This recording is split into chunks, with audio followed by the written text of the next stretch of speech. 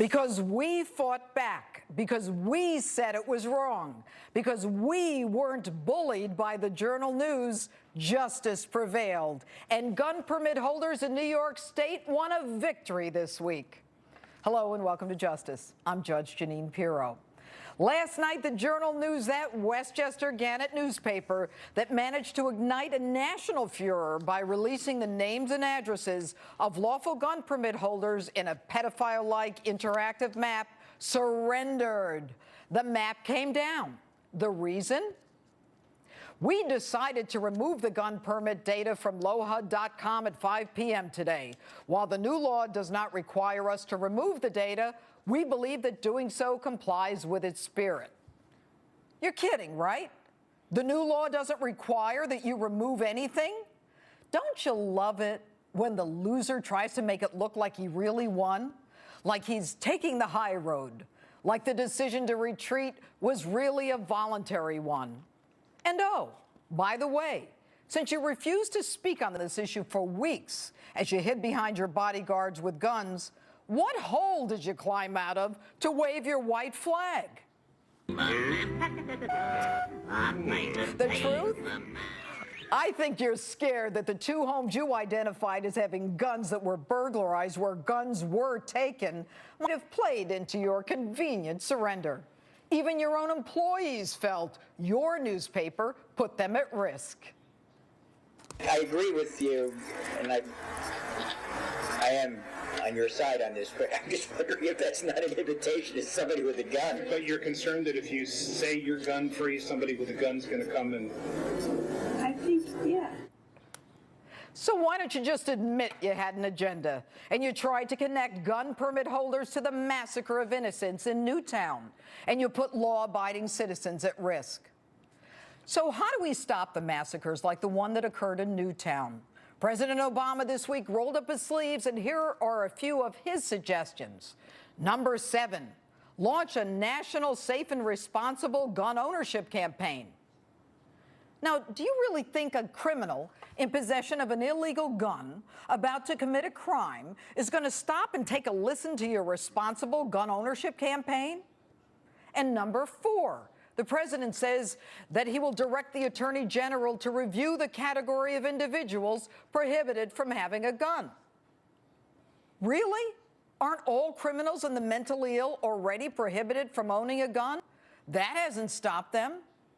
Number 11, the president says there should be a nomination of an ATF director. By the way, Mr. President, isn't that something you should have done during the Fast and Furious debacle when we were furiously shipping assault rifles into the hands of the Mexican drug cartel? And the president's number 13, maximize enforcement efforts to prevent gun violence and prosecute gun crime.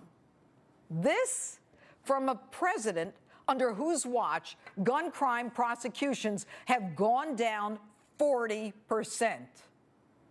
Now, I've dedicated my professional life to prosecuting criminals. I've been on every side of the gun issue. I've arrested, indicted, convicted, and sentenced gun traffickers. I've reviewed pistol permits to determine who should even carry a gun. And I have fought for tougher gun laws. You want to know how to stop gun crime? It doesn't start with the punishment of law-abiding citizens. You don't hamper us in the exercise of our Second Amendment right. What you do is you prosecute gun crime.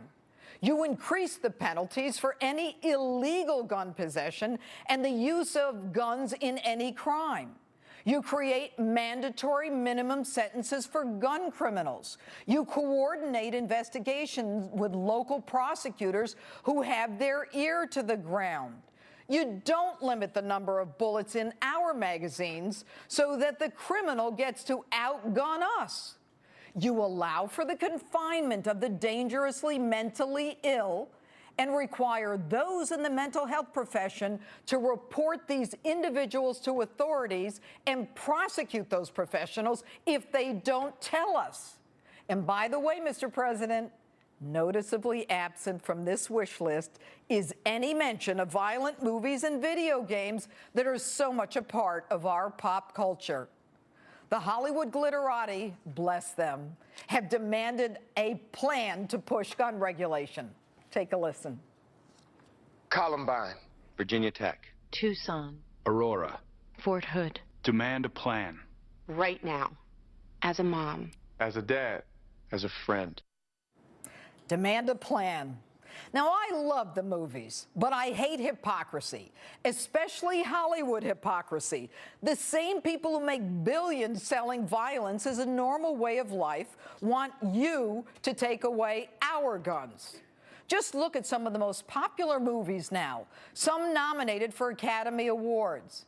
And their plan is to take our guns away, the guns of law-abiding citizens, but they oppose any effort to curb the violence in their world. The Entertainment Merchants Association, that made $35 billion, warned against even investigating a link between movie videos and real-life violence. Quote, "Make no mistake, blaming movies and video games is an attempt to distract the attention of the public and the media from meaningful action that will keep our children safer." Really? They think their First Amendment is more important than our Second Amendment. So much for the blood-soaked entertainment industry.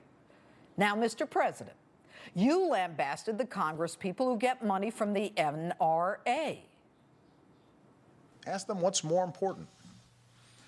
Doing whatever it takes to get a A grade from the gun lobby that funds their campaigns, or giving parents some peace of mind when they drop their child off for first grade.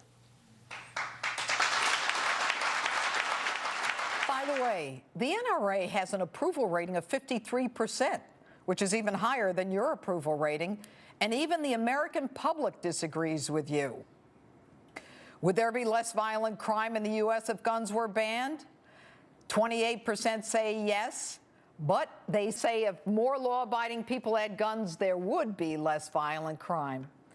Now, Mr. President, aren't you indebted to the entertainment industry because they supported you? Are you doing whatever it takes to get your A grade from the Hollywood lobby that funded your campaign? Why not give law-abiding Americans the right to defend themselves? After all, it is a God-given constitutional right.